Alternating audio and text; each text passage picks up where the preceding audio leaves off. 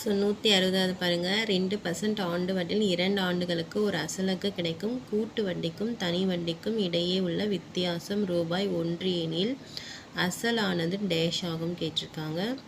161 பாருங்கள்.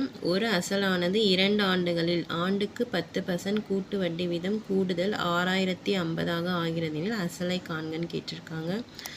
ஸோ 162 பாருங்கள். ரூபாய் 1500க்கு 10% ஆண்டு வட்டியில் அரை ஆண்டுக்கு ஒரு முறை வட்டி கணக்கிடப்பட்டால் ஓர் ஆண்டுக்கு கிடைக்கும் கூட்டு வட்டியும் தனி வட்டிக்கும் இடையே உள்ள வித்தியாசம்.